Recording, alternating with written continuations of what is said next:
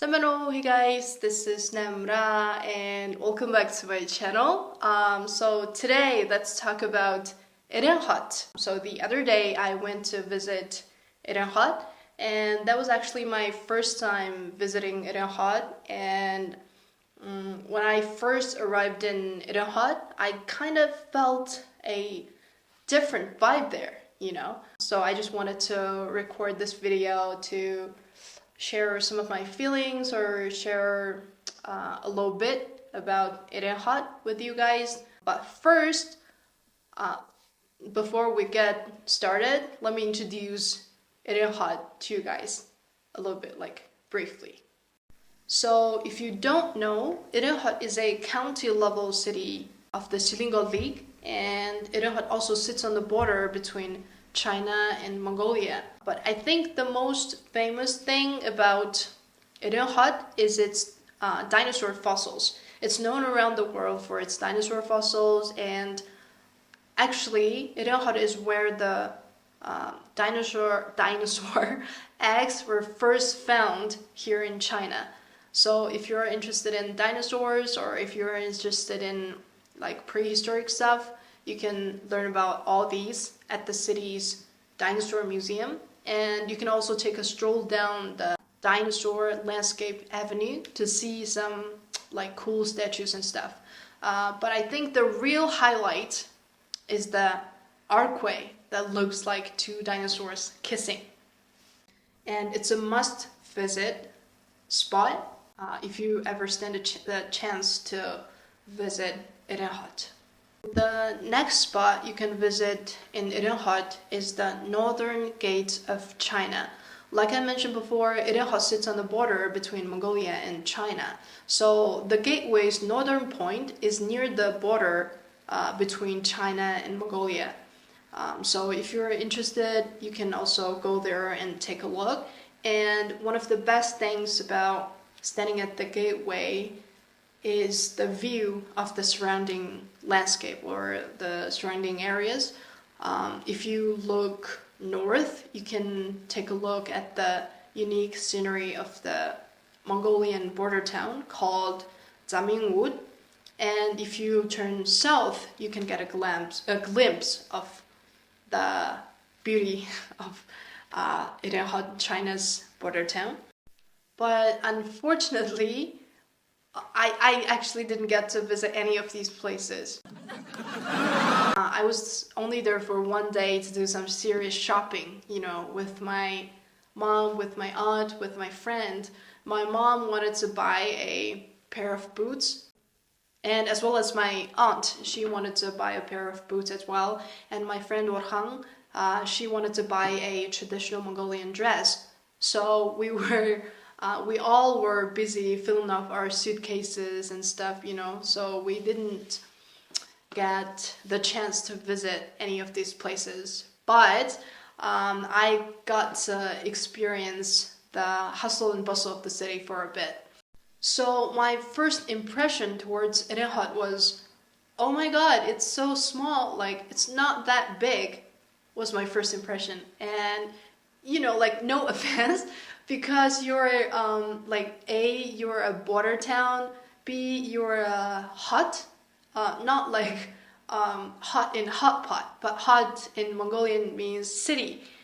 And I had always pictured Erenhot as this big and fancy city. You're a border town and you're a city, you're supposed to be big and fancy, but of course, despite its size, Erenhot definitely had its own special charm. Then, as I walked around, I noticed something different comparing to the other places that I visited in Inner Mongolia, the street signs. The street signs were not written in two languages, like in traditional Mongolian and Chinese, but in three different scripts: traditional Mongolian, Chinese, and Cyrillic. And I was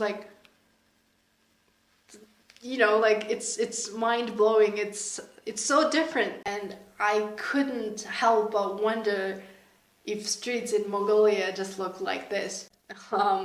And at the same time, I was thinking to myself, small town doesn't mean small adventure. Like, show me what you got, Erenhot. After enjoying some delicious beef noodles for breakfast, we had to go shopping. And then the prices of the goods or the products that were in Erenhot are like surprisingly reasonable and even cheap, you know, especially the silk fabrics. So if you're looking to buy or make a traditional Mongolian dress, this is definitely the place to do it. There are so many shops selling silk fabrics and even like Mongolian dresses. So you're sure to find what you need. And Orhan did find what she needed. She bought a like really fancy, beautiful Mongolian dress from Erenhot. You guys, I totally forgot to mention my new hat. Like, I forgot to show you guys my new hat. So, I bought it from Erenhot. And as you can see, there are some Mongolian elements and designs on it, which makes it look really cool, you know. And it only cost me like 30 kwai, which is like $4, like $4. But if I bought one, like I always wanted to buy one of these, you know. But if I bought one from here, from my hometown, it would at least cost me 50 or 55 kwai, which is like at least $7. Another thing that stood out to me was how well the Han Chinese people in Erenhot spoke Mongolian. And I also noticed that, you know, after the pandemic and stuff, there were many people from Mongolia in the city, in the store, busy filling up their suitcases as well. And then I remember I was standing there from distance, like an idiot, literally staring at those people, like staring at those Han Chinese shop owners, bargaining with a group of people from Mongolia in Mongolian, like fluently.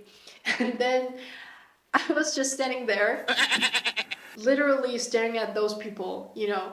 And then I know, like, out of respect, I couldn't like put out my phone and record, but I still can recall the scene now.